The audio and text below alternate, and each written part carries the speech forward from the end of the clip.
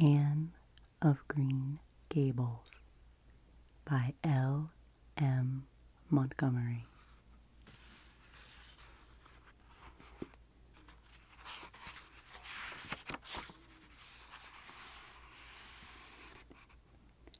Chapter 9. Mrs. Rachel Lynde is properly horrified. Anne had been a fortnight at Green Gables before Mrs. Lynde arrived to inspect her. Mrs. Rachel, to do her justice, was not to blame for this. A severe and unseasonable attack of grippe had confined that good lady to her house ever since the occasion of her last visit to Green Gables. Mrs. Rachel was not often sick, and had a well-defined contempt for people who were. But grippe, she asserted, was like no other illness on earth, and could only be interpreted as one of the special visitations of Providence.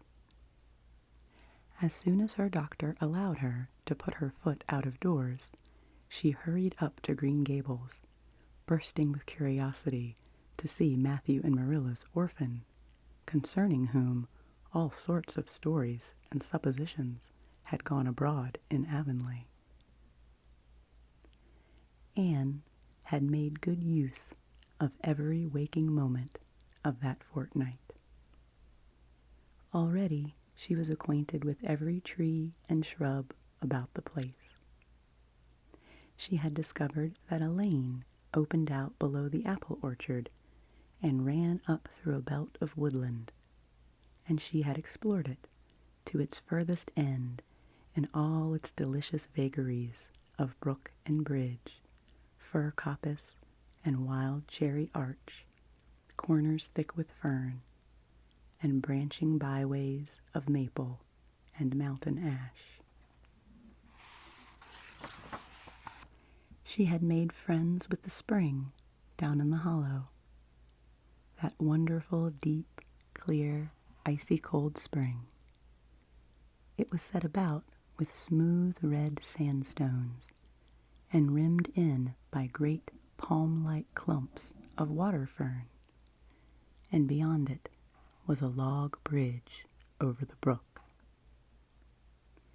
That bridge led Anne's dancing feet up over a wooded hill beyond, where perpetual twilight reigned under the straight, thick-growing firs and spruces.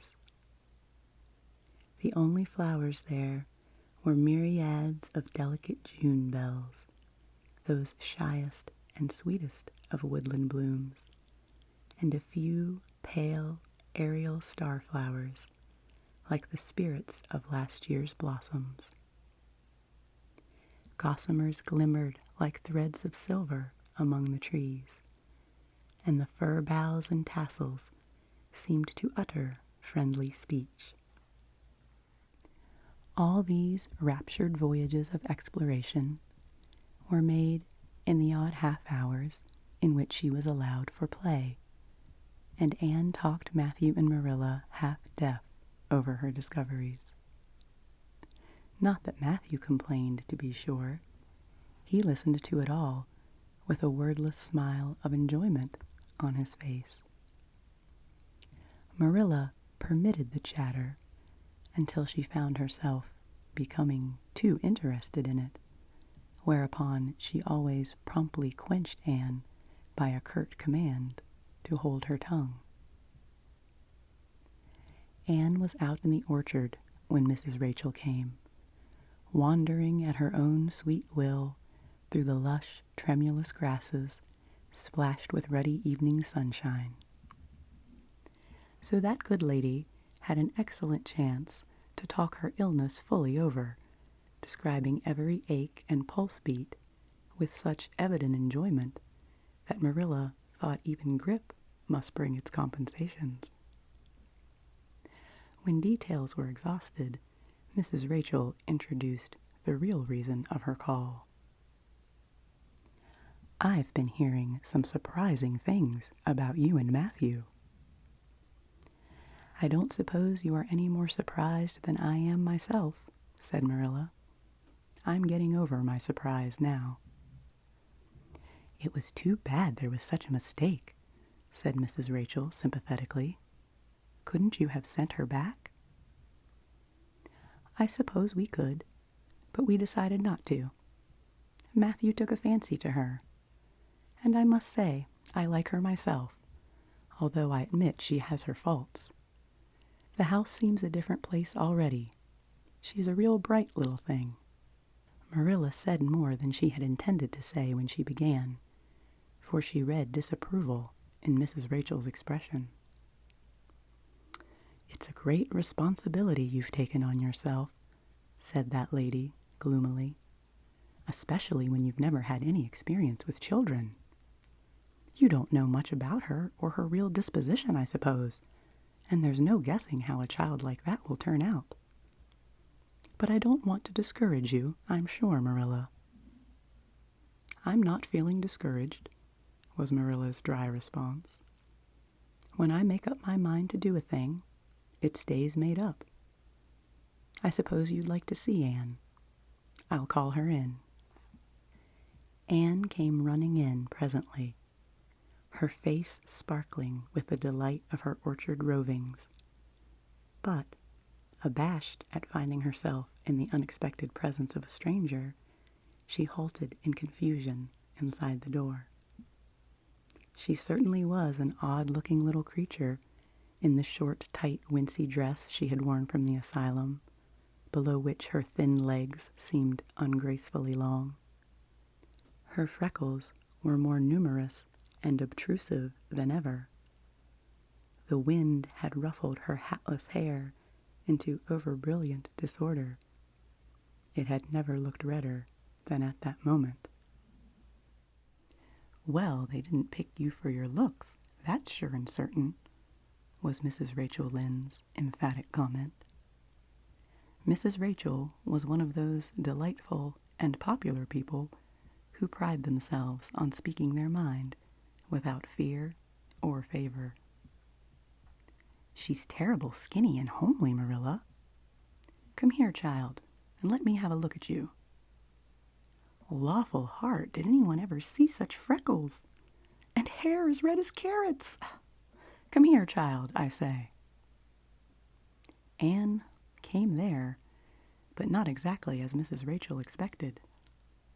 With one bound she crossed the kitchen floor and stood before Mrs. Rachel, her face scarlet with anger, her lips quivering, and her whole slender form trembling from head to foot.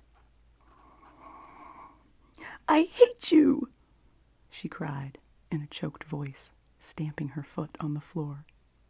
"I hate you! I hate you! I hate you!" A louder stamp with each assertion of hatred. "How dare you call me skinny and ugly? How dare you say I'm freckled and red-headed? You are a rude, impolite, unfeeling woman!" "Anne!" exclaimed Marilla in consternation. But Anne continued to face Mrs. Rachel undauntedly, head up, eyes blazing, hands clenched, passionate indignation exhaling from her like an atmosphere. "How dare you say such things about me?" she repeated vehemently. "How would you like to have such things said about you?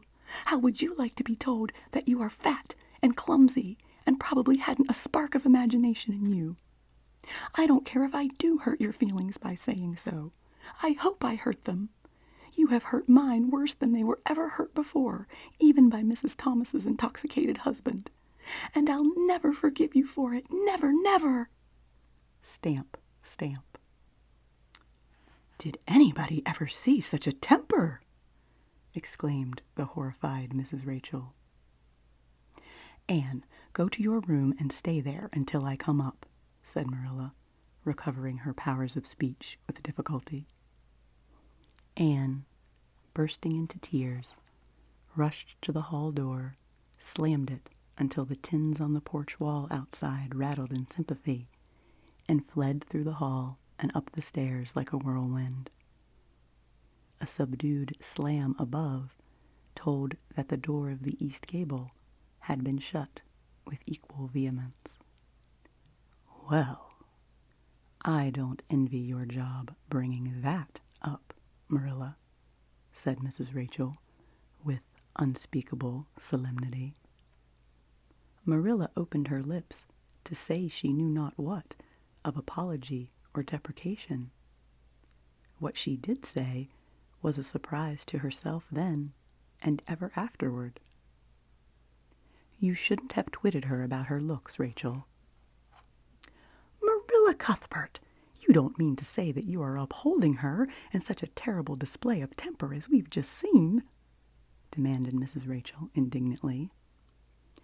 "No," said Marilla slowly. "I'm not trying to excuse her. She's been very naughty, and I'll have to give her a talking to about it. But we must make allowances for her. She's never been taught what is right. And you were too hard on her, Rachel." Marilla could not help tacking on that last sentence, although she was again surprised at herself for doing it. Mrs. Rachel got up with an air of offended dignity. "Well, I see that I'll have to be very careful what I say after this, Marilla, since the fine feelings of orphans brought from goodness knows where have to be considered before anything else. Oh no, I'm not vexed. Don't worry yourself. I'm too sorry for you to leave any room for anger in my mind. You'll have your own troubles with that child. But if you'll take my advice, which I suppose you won't do, although I've brought up 10 children and buried 2, you'll do that talking to you mention with a fair-sized birch switch. I should think that would be the most effective language for that kind of child. Her temper matches her hair, I guess. Well, good evening, Marilla. I hope you'll come down to see me often, as usual. But you can't expect me to visit here again in a hurry if I'm liable to be flown at and insulted in such a fashion. It's something new in my experience." Whereat Mrs. Rachel swept out and away, if a portly woman who always waddled could be said to sweep away, and Marilla, with a very solemn face, betook herself to the east gable. On the way upstairs, she pondered uneasily as to what she ought to do. She felt no little dismay over the scene that had just been enacted. How unfortunate that Anne should have displayed such temper before Mrs. Rachel Lynde, of all people. Then Marilla suddenly became aware of an uncomfortable and rebuking consciousness that she felt more humiliation over this than sorrow over the discovery of such a serious defect in Anne's disposition. And how was she to punish her? The amiable suggestion of the birch switch, to the efficiency of which all of Mrs. Rachel's own children could have borne smarting testimony, did not appeal to Marilla. She did not believe she could whip a child. No, some other method of punishment must be found to bring Anne to a proper realization of the enormity of her offense. Marilla found Anne face downward on her bed, crying bitterly, quite oblivious to muddy boots on a clean counterpane. "Anne," she said, not ungently. No answer. "Anne," with greater severity, "get off that bed this minute and listen to what I have to say to you." Anne squirmed off the bed and sat rigidly on a chair beside it, her face swollen and tear-stained, and her eyes fixed stubbornly on the floor. "This is a nice way for you to behave, Anne. Aren't you ashamed of yourself?" "She hadn't any right to call me ugly and red-headed," retorted Anne, evasive and defiant. "You hadn't any right to fly into such a fury and talk the way you did to her, Anne. I was ashamed of you, thoroughly ashamed of you. I wanted you to behave nicely to Mrs. Lynde, and instead of that, you have disgraced me. I'm sure I don't know why you should lose your temper like that, just because Mrs. Lynde said you were red-haired and homely. You say it yourself often enough." "Oh, but there's such a difference between saying a thing yourself and hearing other people say it," wailed Anne. "You may know a thing is so, but you can't help hoping other people don't quite think it is. I suppose you think I have an awful temper, but I couldn't help it. When she said those things, something just rose right up in me and choked me. I had to fly out at her." "Well, you made a fine exhibition of yourself, I must say. Mrs. Lynde will have a nice story to tell about you everywhere, and she'll tell it, too. It was a dreadful thing for you to lose your temper like that, Anne." "Just imagine how you would feel if somebody told you to your face that you were skinny and ugly," pleaded Anne tearfully. An old remembrance suddenly rose up before Marilla. She had been a very small child when she had heard one aunt say of her to another, "What a pity she is such a dark, homely little thing." Marilla was every day of 50 before the sting had gone out of that memory. "I don't say that I think Mrs. Lynde was exactly right in saying what she did to you, Anne," she admitted in a softer tone. "Rachel is too outspoken. But that is no excuse for such behavior on your part. She was a stranger and an elderly person and my visitor. All three very good reasons why you should have been respectful to her. You were rude and saucy and—" Marilla had a saving inspiration of punishment. "You must go to her and tell her you are very sorry for your bad temper and ask her to forgive you." "I can never do that," said Anne, determinedly and darkly. "You can punish me in any way you like, Marilla. You can shut me up in a dark, damp dungeon inhabited by snakes and toads and feed me only on bread and water, and I shall not complain. But I cannot ask Mrs. Lynde to forgive me." "We're not in the habit of shutting people up in dark, damp dungeons," said Marilla dryly, "especially as they're rather scarce in Avonlea. But apologize to Mrs. Lynde you must and shall, and you'll stay here in your room until you can tell me you're willing to do it." "I shall have to stay here forever then," said Anne mournfully, "because I can't tell Mrs. Lynde I'm sorry I said those things to her. How can I? I'm not sorry. I'm sorry I vexed you, but I'm glad I told her just what I did. It was a great satisfaction. I can't say I'm sorry when I'm not, can I? I can't even imagine I'm sorry." "Perhaps your imagination will be in better working order by the morning," said Marilla, rising to depart. "You'll have the night to think over your conduct and come to a better frame of mind. You said you would try to be a very good girl if we kept you at Green Gables, but I must say it hasn't seemed very much like it this evening." Leaving this pronouncement to rankle in Anne's stormy bosom, Marilla descended to the kitchen, grievously troubled in mind and vexed in soul.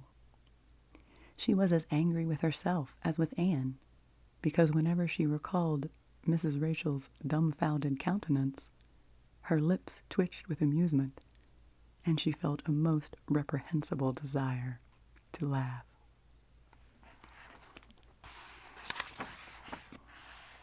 Chapter 10. Anne's Apology. Marilla said nothing to Matthew about the affair that evening. But when Anne proved still refractory the next morning, an explanation had to be made to account for her absence from the breakfast table. Marilla told Matthew the whole story, taking pains to impress him with a due sense of the enormity of Anne's behavior. "It's a good thing Rachel Lynde got a calling down. She's a meddlesome old gossip," was Matthew's consolatory rejoinder. "Matthew Cuthbert, I'm astonished at you. You know that Anne's behavior was dreadful, and yet you take her part. I suppose you'll be saying next thing that she oughtn't to be punished at all." "Well now, no, not exactly," said Matthew uneasily. "I reckon she ought to be punished a little. But don't be too hard on her, Marilla. Recollect she hasn't ever had anyone to teach her right. You're going to give her something to eat, aren't you?" "When did you ever hear of me starving people into good behavior?" demanded Marilla indignantly. "She'll have her meals regular, and I'll carry them up to her myself. But she'll stay up there until she's willing to apologize to Mrs. Lynde, and that's final, Matthew." Breakfast, dinner, and supper were very silent meals, for Anne still remained obdurate.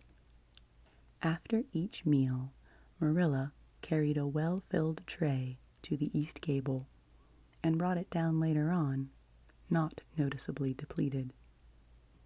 Matthew eyed its last descent with a troubled eye. Had Anne eaten anything at all? When Marilla went out that evening to bring the cows from the back pasture, Matthew, who had been hanging about the barns and watching, slipped into the house with the air of a burglar and crept upstairs. As a general thing, Matthew gravitated between the kitchen and the little bedroom off the hall where he slept. Once in a while, he ventured uncomfortably into the parlor or sitting room when the minister came to tea. But he had never been upstairs in his own house since the spring he helped Marilla paper the spare bedroom, and that was 4 years ago. He tiptoed along the hall and stood for several minutes outside the door of the east gable before he summoned courage to tap on it with his fingers and then open the door to peep in. Anne was sitting on the yellow chair by the window, gazing mournfully out into the garden. Very small and unhappy she looked, and Matthew's heart smote him. He softly closed the door and tiptoed over to her. "Anne," he whispered, as if afraid of being overheard. "How are you making it, Anne?" Anne smiled wanly.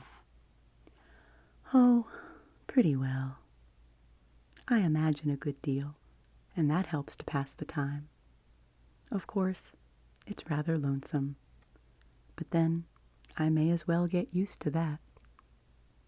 Anne smiled again, bravely facing the long years of solitary imprisonment before her. Matthew recollected that he must say what he had come to say without loss of time, lest Marilla return prematurely. "Well now, Anne, don't you think you'd better do it and have it over with?" he whispered. "It'll have to be done sooner or later, you know, for Marilla's a dreadful determined woman. Dreadful determined, Anne. Do it right off, I say, and have it over." "Do you mean apologize to Mrs. Lynde?" "Yes, apologize. That's the very word," said Matthew eagerly. "Just smooth it over, so to speak. That's what I was trying to get at." "I suppose I could do it to oblige you," said Anne thoughtfully. "It would be true enough to say I'm sorry, because I am sorry now. I wasn't a bit sorry last night. I was mad clear through, and I stayed mad all night. I know I did, because I woke up 3 times, and I was just furious every time. But this morning it was all over. I wasn't in a temper any more, and it left a dreadful sort of goneness, too. I felt so ashamed of myself, but I just couldn't think of going and telling Mrs. Lynde so. It would be so humiliating. I made up my mind I'd stay shut up here forever rather than do that. But still, I'd do anything for you if you really want me to." "Well, now, of course I do. It's terrible lonesome downstairs without you. Just go and smooth it over. That's a good girl." "Very well," said Anne resignedly. "I'll tell Marilla as soon as she comes in that I've repented." That's right, Anne. But don't tell Marilla I said anything about it. She might think I was putting my oar in, and I promised not to do that. Wild horses won't drag the secret from me, promised Anne solemnly. How would wild horses drag a secret from a person anyhow? But Matthew was gone, scared at his own success. He fled hastily to the remotest corner of the horse pasture, lest Marilla should suspect what he had been up to. Marilla herself, upon her return to the house, was agreeably surprised to hear a plaintive voice calling, "Marilla?" over the banisters. "Well," she said, going into the hall. "I'm sorry I lost my temper and said rude things, and I'm willing to go and tell Mrs. Lynde so." "Very well." Marilla's crispness gave no sign of her relief. She had been wondering what under the canopy she should do if Anne did not give in. "I'll take you down after milking." Accordingly, after milking, behold Marilla and Anne walking down the lane, the former erect and triumphant, the latter drooping and dejected. But halfway down, Anne's dejection vanished, as if by enchantment. She lifted her head and stepped lightly along, her eyes fixed on the sunset sky, and an air of subdued exhilaration about her. Marilla beheld the change disapprovingly. This was no meek penitent, such as it behooved her to take into the presence of the offended Mrs. Lynde. "What are you thinking of, Anne?" she asked sharply. "I'm imagining out what I must say to Mrs. Lynde," answered Anne dreamily. This was satisfactory, or should have been so, but Marilla could not rid herself of the notion that something in her scheme of punishment was going askew. Anne had no business to look so rapt and radiant. Rapt and radiant Anne continued until they were in the very presence of Mrs. Lynde, who was sitting knitting by her kitchen window. Then the radiance vanished. Mournful penitence appeared on every feature. Before a word was spoken, Anne suddenly went down on her knees before the astonished Mrs. Rachel and held out her hands beseechingly. "Oh, Mrs. Lynde, I am so extremely sorry," she said, with a quiver in her voice. "I could never express all my sorrow. No, not if I used up a whole dictionary. You must just imagine it. I behaved terribly to you, and I've disgraced the dear friends, Matthew and Marilla, who have let me stay at Green Gables although I'm not a boy. I'm a dreadfully wicked and ungrateful girl, and I deserve to be punished and cast out by respectable people forever. It was very wicked of me to fly into a temper because you told me the truth. It was the truth. Every word you said was true. My hair is red, and I'm freckled and skinny and ugly. What I said to you was true too, but I shouldn't have said it. Oh, Mrs. Lynde, please, please forgive me. If you refuse, it will be a lifelong sorrow to me. You wouldn't like to inflict a lifelong sorrow on a poor little orphan girl, would you, even if she did have a dreadful temper? Oh, I am sure you wouldn't. Please, please say you forgive me, Mrs. Lynde." Anne clasped her hands together, bowed her head, and waited for the word of judgment. There was no mistaking her sincerity.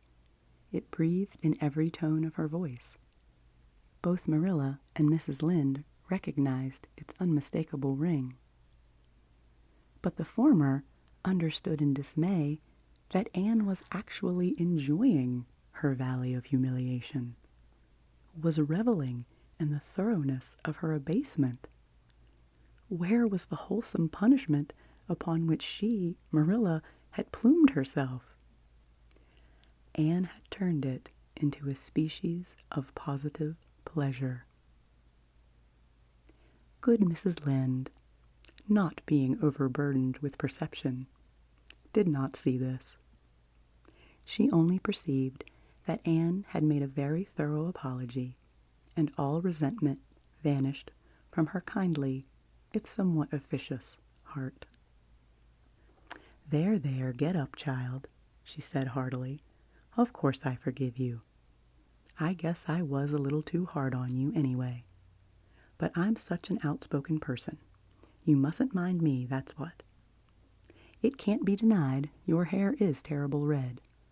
But I knew a girl once, went to school with her in fact, whose hair was every mite as red as yours when she was young, but when she grew up, it darkened into a real handsome auburn. I wouldn't be a mite surprised if yours did too. Not a mite." "Oh, Mrs. Lynde!" Anne drew a long breath as she rose to her feet. "You have given me a hope. I shall always feel that you are a benefactor. Oh, I could endure anything if I only thought my hair would be a handsome auburn when I grew up. It would be so much easier to be good if one's hair was a handsome auburn, don't you think? And now, may I please go out into your garden and sit on that bench under the apple trees while you and Marilla are talking? There is so much more scope for imagination out there." "Laws, yes, child, run along. And you can pick a bouquet of them white June lilies over in the corner if you like." As the door closed behind Anne, Mrs. Lynde got briskly up to light a lamp. "She's a real odd little thing. Take this chair, Marilla. It's easier than the one you've got. I just keep that for the hired boy to sit on. Yes, she certainly is an odd child, but there is something kind of taking about her after all. I don't feel so surprised at you and Matthew keeping her as I did, nor so sorry for you either. She may turn out all right. Of course, she has a queer way of expressing herself, a little too, well, too kind of forcible, you know. But she'll likely get over that, now that she's come to live among civilized folks. And then, her temper's pretty quick, I guess. But there's one comfort. A child that has a quick temper, just blaze up and cool down, ain't never likely to be sly or deceitful. Preserve me from a sly child, that's what. On the whole, Marilla, I kind of like her." When Marilla came out of the house, Anne emerged from the fragrant twilight of the orchard with a sheaf of a white narcissus in her hands. "I apologized pretty well, didn't I?" she said proudly as they went down the lane. "I thought since I had to do it, I might as well do it thoroughly." "You did it thoroughly, all right enough," was Marilla's comment. Marilla was dismayed at finding herself inclined to laugh over the recollection. She had also an uneasy feeling that she ought to scold Anne for apologizing so well, but then that was ridiculous. She compromised with her conscience by saying severely, "I hope you won't have occasion to make many more such apologies. I hope you'll try to control your temper now, Anne." "That wouldn't be so hard if people wouldn't twit me about my looks," said Anne with a sigh. "I don't get cross about other things, but I'm just so tired of being twitted about my hair, and it just makes me boil right over. Do you suppose my hair will really be a handsome auburn when I grow up?" "You shouldn't think so much about your looks, Anne. I'm afraid you are a very vain little girl." "How can I be vain when I know I'm homely?" protested Anne. "I love pretty things, and I hate to look in the glass and see something that isn't pretty. It makes me feel so sorrowful, just as I feel when I look at any ugly thing. I pity it because it isn't beautiful." "Handsome is as handsome does," quoted Marilla. "I've had that said to me before, but I have my doubts about it," remarked skeptical Anne, sniffing at her flowers. Oh, aren't these flowers sweet? It was lovely of Mrs. Lynde to give them to me. I have no hard feelings against Mrs. Lynde now. It gives you a lovely, comfortable feeling to apologize and be forgiven, doesn't it? Aren't the stars bright tonight? If you could live in a star, which one would you pick? I'd like that lovely, clear, big one, away over there, above that dark hill.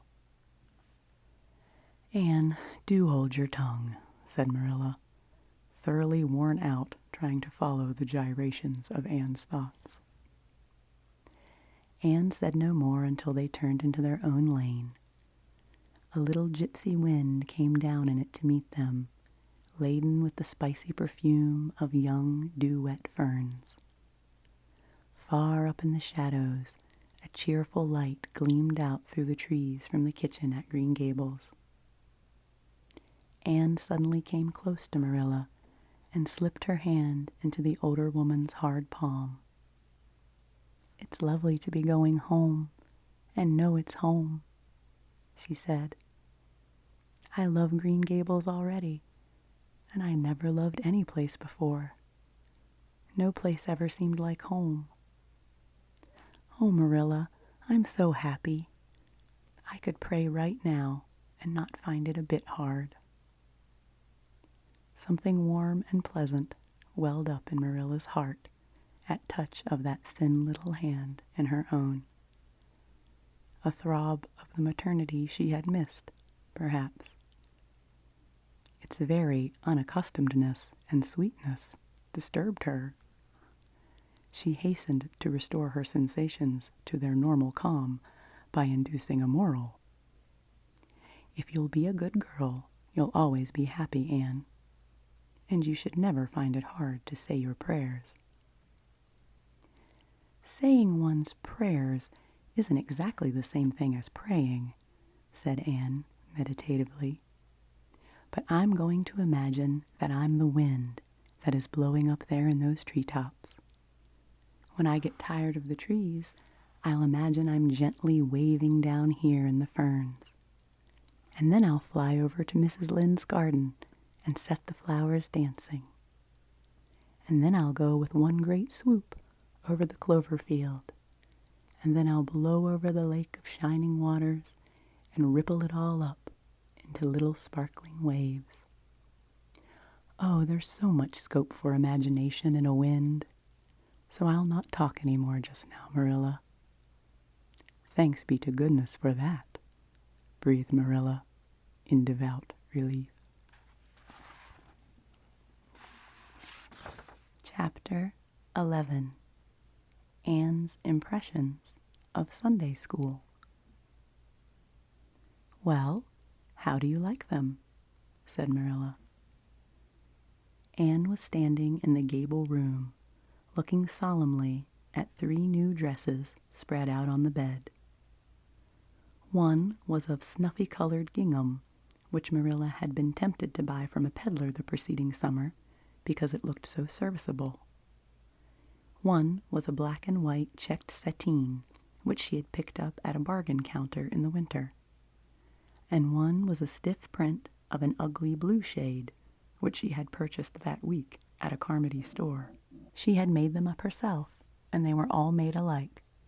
Plain skirts fold tightly to plain waists, with sleeves as plain as waist and skirt, and tight as sleeves could be. "I'll imagine that I like them," said Anne soberly. "I don't want you to imagine it," said Marilla, offended. "I can see you don't like the dresses. What's the matter with them? Aren't they neat and clean and new?" "Yes." "Then why don't you like them?" They're not pretty," said Anne reluctantly. "Pretty?" Marilla sniffed. "I didn't trouble my head about getting pretty dresses for you. I don't believe in pampering vanity, Anne. I'll tell you that right off. Those dresses are good, sensible, serviceable dresses without any frills or furbelows about them, and they're all you'll get this summer. The brown gingham and the blue print will do you for school when you begin to go. The sateen is for church and Sunday school. I'll expect you to keep them neat and clean and not to tear them. I should think you'd be grateful to get most anything after those skimpy, wincey things you've been wearing." "Oh, I am grateful," protested Anne. "But I'd be ever so much gratefuler if you'd made just one of them with puffed sleeves. Puffed sleeves are so fashionable now. It would give me such a thrill, Marilla, just to wear a dress with puffed sleeves." "Well, you'll have to do without your thrill. I hadn't any material to waste on puffed sleeves. I think they are ridiculous-looking things anyhow. I prefer the plain, sensible ones." "But I'd rather look ridiculous when everybody else does than plain and sensible all by myself," persisted Anne mournfully. "Trust you for that. Well, hang those dresses carefully up in your closet and then sit down and learn the Sunday school lesson. I got a quarterly from Mr. Bell for you, and you'll go to Sunday school tomorrow," said Marilla, disappearing downstairs. Anne clasped her hands and looked at the dresses. "I did hope there would be a white one with puffed sleeves," she whispered. "I prayed for one, but I didn't much expect it on that account. I don't suppose God would have time to bother about a little orphan girl's dress. I knew I'd just have to depend on Marilla for it. Well, fortunately, I can imagine that one of them is a snow-white muslin with lovely lace frills and 3 puffed sleeves." The next morning, warnings of a sick headache prevented Marilla from going to Sunday school with Anne. "You'll have to go down and call for Mrs. Lynde, Anne," she said. "She'll see that you get into the right class. Now, mind you behave yourself properly. Stay to preaching afterwards and ask Mrs. Lynde to show you our pew. Here's a cent for the collection. Don't stare at people and don't fidget. I shall expect you to tell me the text when you come home." Anne started off irreproachably, arrayed in the stiff black and white sateen, which, while decent as regards to length, and certainly not open to the charge of skimpiness, contrived to emphasize every corner and angle of her thin figure. Her hat was a little, flat, glossy new sailor, the extreme plainness of which had likewise much disappointed Anne, who had permitted herself secret visions of ribbons and flowers.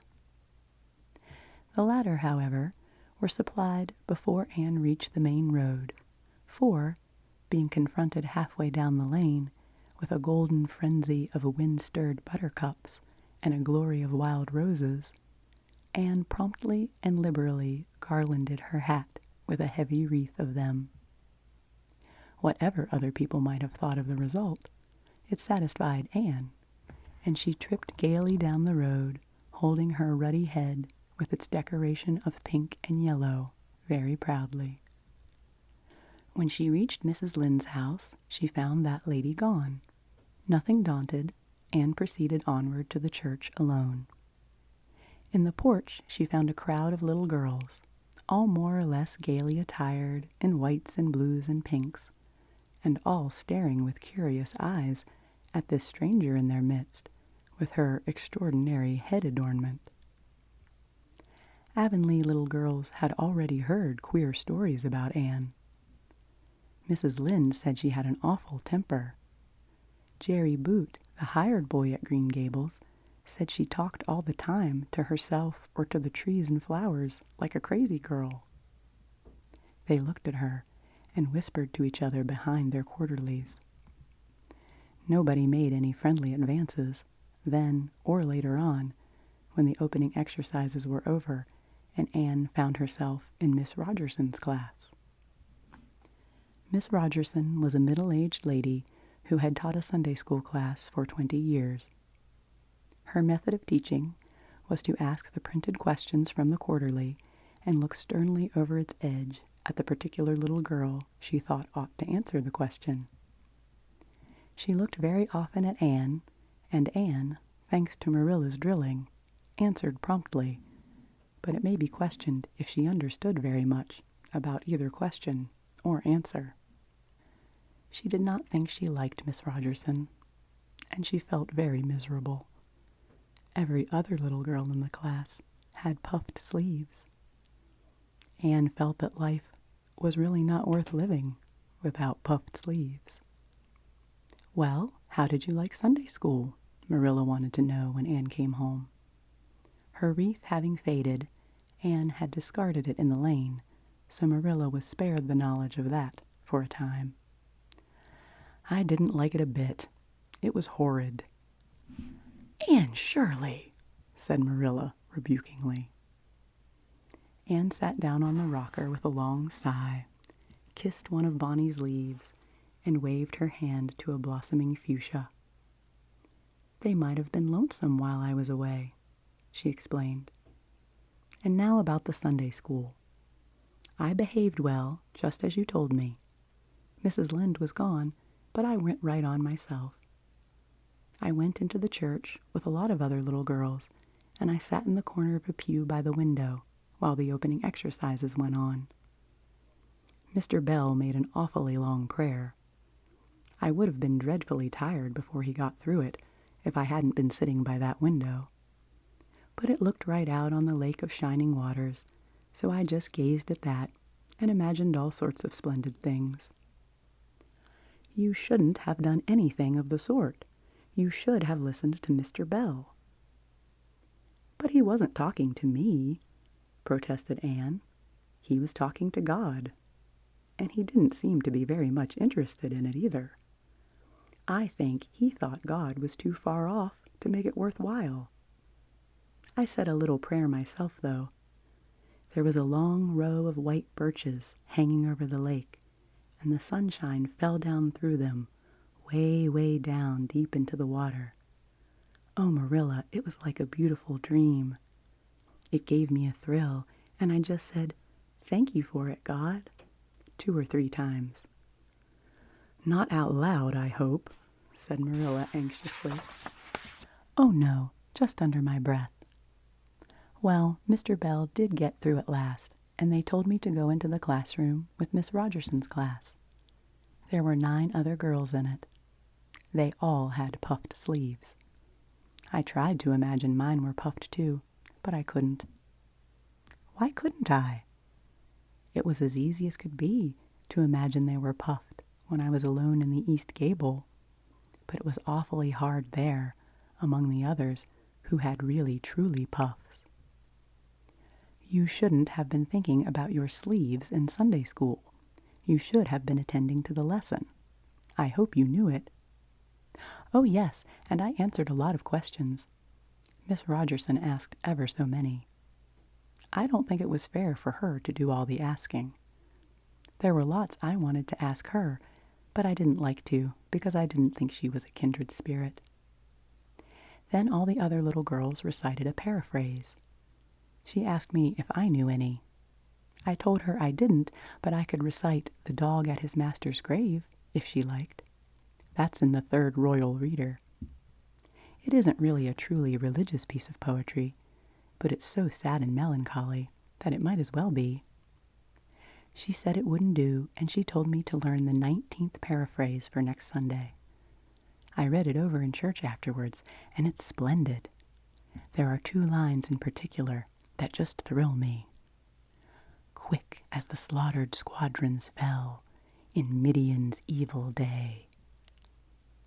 I don't know what squadrons means, nor Midian either, but it sounds so tragical. I can hardly wait until next Sunday to recite it. I'll practice it all the week. After Sunday school, I asked Miss Rogerson, because Mrs. Lynde was too far away, to show me your pew. I sat just as still as I could, and the text was Revelation's 3rd chapter, 2nd and 3rd verses. It was a very long text. If I was a minister, I'd pick the short, snappy ones. The sermon was awfully long, too. I suppose the minister had to match it to the text. I didn't think he was a bit interesting. The trouble with him seems to be that he hasn't enough imagination. I didn't listen to him very much. I just let my thoughts run and I thought of the most surprising things. Marilla felt helplessly that all this should be sternly reproved, but she was hampered by the undeniable fact that some of the things Anne had said, especially about the minister's sermons and Mr. Bell's prayers, were what she herself had really thought deep down in her heart for years, but had never given expression to. It almost seemed to her that those secret, unuttered, critical thoughts had suddenly taken visible and accusing shape and form in the person of this outspoken morsel of neglected humanity.